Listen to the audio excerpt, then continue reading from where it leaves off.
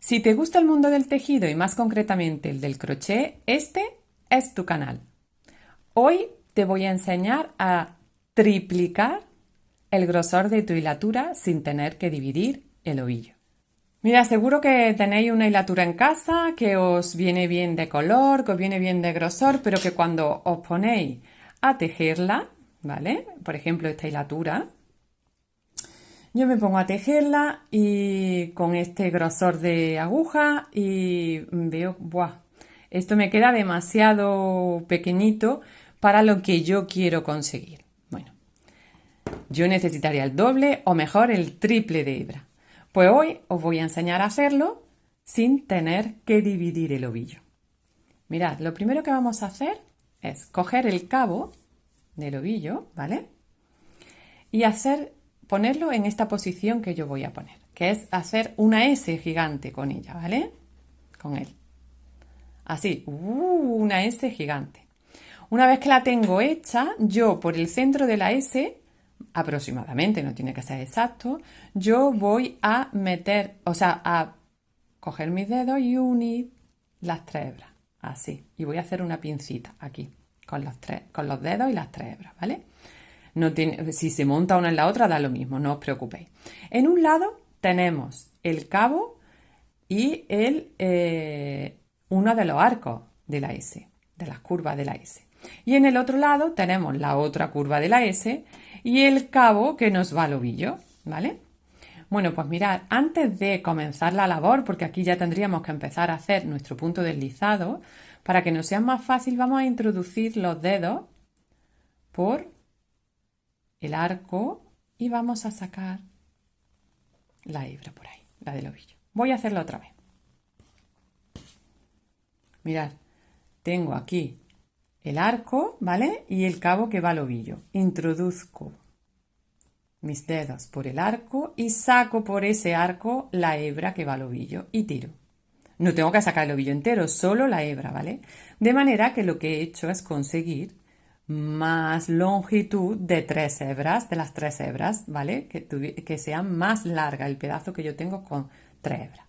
Una vez que lo tengo hecho, voy a comenzar mi labor y con el resto que tenía, y si necesito un poco más, pues cojo un poco más de la hebra que tengo, porque ya tengo más cabos, pues hago mi punto deslizado. ¿Qué ocurre? Que ahora sí que voy a tener que cambiar de grosor de aguja. Ahora ya esto, voy a hacer el punto deslizado, terminarlo para que lo veáis. Ya esta aguja ya no me sirve para este grosor de aguja, porque yo llevo 3 hebras. Ahora me tendría que ir a una aguja bastante más gruesa y entonces coger las 3 hebras, aprieto mi nudo deslizado para que me quede bien en su sitio y comienzo a tejer como si fuera una sola hebra, ¿vale? Yo voy haciendo mis cadenetas o los puntos que yo tenga que hacer. Hombre, si es el comienzo de la labor tendré que hacer las cadenetas o lo que os vaya indicando, si son puntos, si vais a empezar con puntos bajos directamente, lo que sea, ¿no? Solo hay que estar pendiente de una cosa, que claro, la hebra de 3 cabos se va terminando y de repente llego al final donde tengo la curva de la S y la hebra que va al ovillo. Bueno, pues yo meto mis dedos otra vez por la curva de la S, saco la hebra del ovillo y vuelvo a tirar de mi ovillo, ¿vale? De manera que, fijaros, yo hago un pedazo más largo con los 3 cabos. Continúo tejiendo. Esto es lo único que tenéis que hacer, de lo único que tenéis que ir pendiente es de que conforme yo voy tejiendo, yo voy haciendo mi labor, imaginaros que aquí ya empiezo a hacer puntos altos, ¿vale? Muy, muy pendientes de cuando llegue al final, ¿vale? Del cabo. Cuando yo llego al final del cabo, o también puede ocurriros que llegáis al final de la labor, ¿vale? Que yo he terminado aquí mi labor, ¿vale? Bueno, si llego al final del cabo, fijaros, ya lo tengo aquí, nunca tejáis hasta apurarlo al máximo, porque si os puede salir por aquí y, bueno, es un poco fastidioso, pero tenéis que deshacer, solo y exclusivamente por eso. Pero intentar hacerlo con antelación, lo vais a ir viendo perfectamente.